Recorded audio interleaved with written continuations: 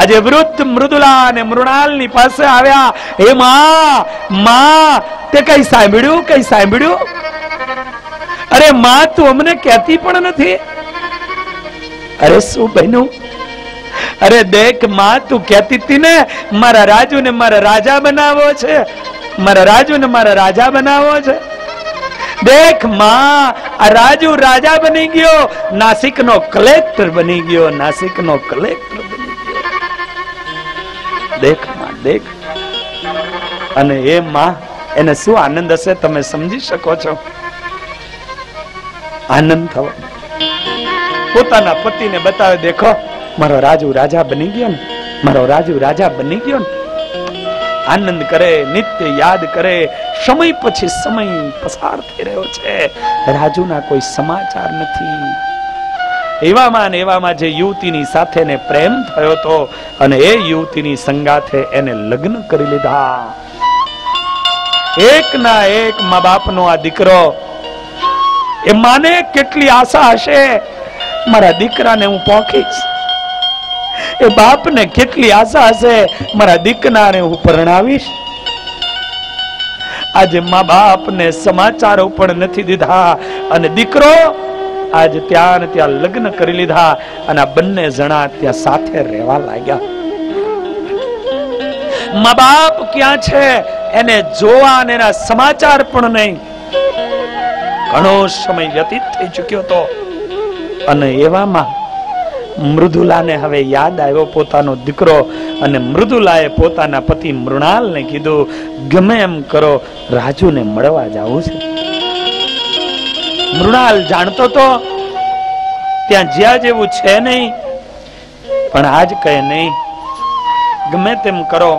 અરે આપણે જઈએ, ભાડા નથી, આ જમીનને વેચી દો. હવે તો આપણો દીકરો રાજા બની ગયો છે, હવે આપણે શું જરૂર છે? છેલ્લે 5 વીઘા વધી હતી, એને વેચીને કઈક રૂપિયા આવ્યા, એ બધું લીધું અને લઈને આ લોકો નાસિક ની અંદર આવ્યા. નાસિક માં આવીને પૂછ્યું, ભાઈ કલેક્ટર સાહેબ નો બંગલો ક્યાં છે? કરતા કરતા લોકોએ કલેક્ટર નો બંગલો બતાવ્યો અને બંગલા સુધી આ લોકો આવ્યા. મૃણાલ જાણતો તો મૃદુલાને લઈને જાવું નથી, એટલે એક ઝાડવું હતું, દૂર જગ્યા હતી, ત્યાં મૃદુલાને કીધું, દેખ મૃદુલા, તું અહીંયા બેસ. આ મોટો માણસ કહેવાય, એને પેલા સમાચાર આપીએ અને પછી આપણે જઈએ. હું કહી આવું એના માણસને.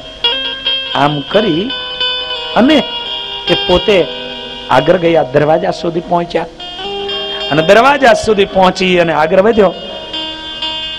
ત્યાં સિક્યુરિટીએ રોક્યા. એ ક્યાં જવું છે? સાહેબને મળવા જવું છે. નો મળે, ઓફિસે જજો, આ બંગલો છે, એ નહીં મલાય. તે લોકો કે ભાઈ તારા સાહેબને મળવા દે ને, મારે કામ છે, મને મળવા જવા દે ને. નહીં જવાય. આવા ભિખારીઓ કેટલા છો? અહીંયા આવ્યા છો, જાઓ, કામ હોય તો ઓફિસે મળી લેજો. અને તે દિવસે મૃણાલે કીધું, તું ભાઈ તું મને ભિખારી કહેશ? શું ભિખારી? પણ તારા સાહેબનો બાપ છું. હું ભિખારી જરૂર છું, પણ તારો સાહેબ જે બેઠો છે ને એનો હું બાપ છું. મારે ને મળવા જવું છે ભાઈ, તું મને મળવા જવા દે. તારા જેવા ભિખારી મારા સાહેબ એનો બાપ હોય? હટ! આમ દૂર ખસેડે, પેલો બહાર ધક્કા મારે, પેલો અંદર જવાનો પ્રયત્ન કરે. અને એવામાં મૃણાલ એની નજર ઉપર ગઈ અને બારીની અંદર તેની પત્નીની સંગાથે રાજુ બેઠો હતો. અને એ રાજુએ જોયું કે ઓહો, આ ડોહો અહીંયા પહોંચ્યો. અને અહીંયા જે આ તકરાર જોઈ અને મૃણાલે આમ નજર કરી, રાજુની નજર એની ઉપર પડી પણ દીકરો અને બાપની નજર એક થઈ અને તરત દીકરાએ દરવાજો પેલી બારી બંધ કરી અને બંધ કરવીને એ જ ટાઈમમાં સિક્યુરિટીને આને ધક્કો દેવો અને ધક્કો દીધો એટલે માણસ પડી ગયો, પણ પડતાની સાથે જ મૃણાલને આઘાત લાગ્યો. મને જોવે છે છતાં કઈ બોલતો નથી અને આઘાતમાં એનું પ્રાણ પંખેરું ઉડી ગયું. અને આ દ્રશ્ય દૂર ઉભેલી બેઠેલી મૃદુલાએ જોયું. મૃદુલાએ દોટ મૂકી, પતિદેવ પતિદેવ પતિદેવ. પતિદેવના શરીરમાં શ્વાસ ન થયા. જે દીકરાને દુઃખ વેઠીને મોટો કર્યો, ભણાવ્યો ગણાવ્યો, નાસ્તાને પહોંચાડ્યો, એ દીકરાની સામે એનો બાપ મૃત્યુ પામ્યો અને છતાં એ નીચે નથી ઉતરતો. આજ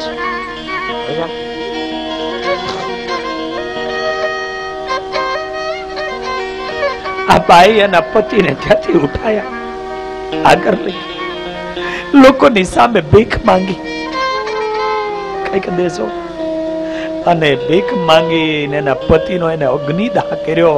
પણ આ બાઈ પાગલ બની ગઈ. મનમાં વિચાર કરવા લાગી, મારા દીકરો મારા પતિને ગુમાવ્યો, કંઈક નક્કી છે. પણ માનું હૃદય શું છે એ હવે હું તમને બતાવું. જોજો, આ બાઈ ભિખારણ બની, પાગલ નહીં, ભિખારણ બની ગઈ. અને ત્યાં બાજુમાં એક શિવાલય હતું અને શિવાલયની અંદર બેઠી રહે અને ત્યાં બેસી અને ભિક્ષાવૃત્તિ કરે. એમાંથી જે કાંઈ મળે એમાંથી પોતાનું ગુજરાન ચલાવે. એક દિવસ મારો રાજુ અહીંયા આવશે, મારા રાજુનું એકવાર મોઢું જોઈ લઉં, બસ મને આનંદ થઈ જશે. એકવાર મારા રાજુનું મોઢું જોવું છે. આ માં છે બાપ, આ માં છે. મારા દીકરાનું એકવાર મારા મોઢું જોવું છે. મારા દીકરાનું એકવાર મારા મોઢું જોવું છે. ભિખારણની જેમ ત્યાં રહે છે. એવામાં આ તરફ રાજુની પત્ની અને સારા દિવસો જાય છે. અને એને સારા દિવસો જઈ રહ્યા હતા ત્યારે કોઈ નોકરાણીની જરૂર પડી. એટલે એના નીચેના માણસને કીધું કે કોઈ એવી નોકરાણી બાઈ હોય તો તું ગોતી લાવજે. આના નજરની અંદર આ ભિખારણ બાઈ લાગે ભિખારણ જેવી, પણ આમ વ્યવસ્થિત. એને એમ થયું કે આને પૂછી જોઉં, એને ભીખ માંગવાની મટી જાય. અને પેલા માણસે પૂછ્યું, હે બાઈ, તારે નોકરી કરવા રહેવું છે ક્યાંય? અને બાઈએ પૂછ્યું, ભાઈ ક્યાં? અમારા કલેક્ટર સાહેબના બંગલા ઉપર. શું કરવાનું? કલેક્ટર સાહેબના પત્નીને સારા દિવસો જાય છે એટલે નાના મોટા કામ કરવાના. અને કલેક્ટરનું નામ સાંભળ્યું અને મૃદુલાના મનમાં એમ થયું, બસ બસ આજ મારો દીકરો આમ કરીને પણ મને જોવા મળશે, મારા દીકરાની મને મુલાકાત થશે. પોતે ચલો મારા દીકરાના માથા ઉપર આજ મને હાથ ફેરવવા મળશે, મારા દીકરાના માથા ઉપર મને હાથ ફેરવવા મળશે.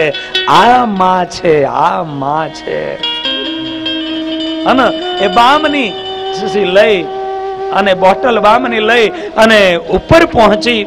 પેલો સૂતો છે, એનું ધ્યાન નથી, ક્યારે એને આની સામું જોયું પણ નથી, અને પોતાની માનું મોઢું પણ ક્યારેય જોયું નહોતું. એને ખબર નહોતી કે અમારી માં છે. અને આ બાઈ હાથમાં બામ લે છે અને બામ લઈને એના માથાની ઉપર હાથ અડે. આ એ મમતા ભરેલો માનો હાથ દીકરાના મસ્તકમાં ફરે. અને કોણ એવી માં હોય કે વર્ષો પછી દીકરો મળ્યો હોય અને એની આંખમાં આંસુ ન આવે? બાપ, એની આંખમાં આંસુ ન આવે? આજ અહીંયા એ બામને ઘસે છે અને એ સમય ઉપર, એ ટાઈમ ઉપર એવું બન્યું છે બાપ કે અહીંયા પેલો સૂતો પૂછે છે, બાઈ તારું નામ શું છે? પેલી બાઈ કે સાહેબ મારા જેવી ભિખારણ બાઈ નું નામ શું હોય? કોઈ નામ નથી. બાઈ તારું ગામ કયું? મારા જેવી ભિખારણ બાઈ નું ગામ કયું હોય? કોઈ નહીં. અને આગળ પેલો સૂતો સૂતો પૂછતો તો કે બાઈ તારે ભિખારી બનવું પડ્યું તો શું કોઈ પરિવાર નહોતો? હે માઈ, તારે કોઈ દીકરો નહોતો? અને દીકરો નહોતો એમ વાત કરી અને હાથમાં રહેલી એ બામની બોટલ એનો ઘા કર્યો અને ઘા કરીને કીધું તું એક ભગવાને રાજુ જેવો દીકરો આપ્યો તો પણ એ રાજુ નો રહ્યો, દીકરો નો રહ્યો. અને આમ જે આ વાત કરે અને આટલું બોલતા તો માં બેભાન બની પૃથ્વી પર ધરી પડી. પણ જ્યાં એમ વાત કરીને ત્યાં પેલો ઉભો થઈ ગયો. પોતાની માં યાદ આવી ગઈ. કારણ કે મમતા ભરેલી માના આજે હાથ ફેર્યા હતા અને માનો સ્પર્શ થાય ભલભલા બદલાઈ જાય. આજે મમતા ભરેલી માં એનો હાથ ફેર્યો તો માં બેભાન થઈને ધરી પડી. અને એ સમય ઉભો થઈ ગયો અને ઉભો થઈને જોવે તો પોતાની માં એને પવન નાખવા લાગ્યો. એને ઊભી કરી,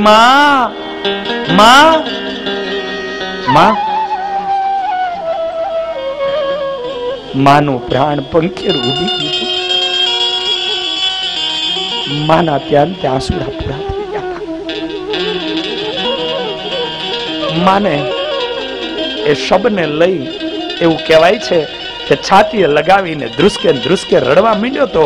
પણ હવે બધું વહ્યું ગયું તું, શું કરે? હે માં, આજ મને યાદ આવે છે કે તે મારી માટે શું કર્યું તું. માં, હું તને સુખ ના આપી શક્યો, મને ક્ષમા કર દે, માફ કર દે. પછી તો એવું કહેવાય છે કે માની માટે એને પાછળ સ્કૂલો બનાવડાવી, માની માટે એને દાન ધર્માદાઓ કર્યા. જીવતા મા બાપને પાણી ન પાયું અને મુવા પછી એ પીપરે પાણી રેડવા જાય. શું એનો અર્થ છે?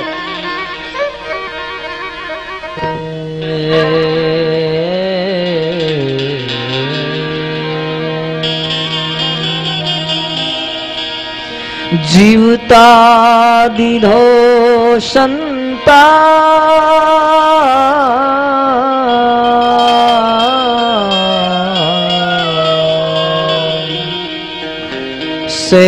સેવાન કીધી મા બાપની.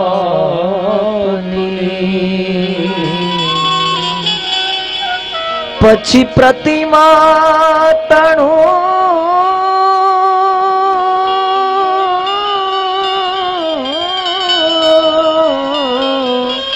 પછી પ્રતિમાતનું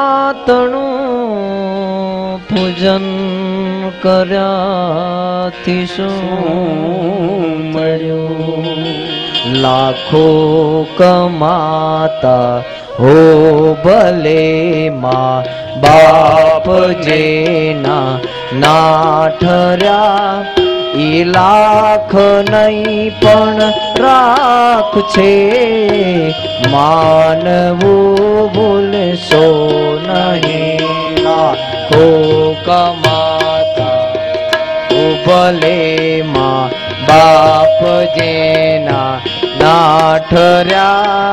એ લાખ નહીં પણ રાખશે, માનવું ભૂલશો નહીં. લાખો કમાયા હોય, તમે કરોડો કમાયા હોય, પણ તમારા મા બાપ ને જો તમે નહીં ઠાર્યા હોય, તમે 80 રૂમોમાં રહેતા હશો પણ તમારા મા બાપના હૃદયો કકડાવ્યા છે, તમને ક્યારેય શાંતિ નહીં મળે, ક્યારેય શાંતિ નહીં મળે.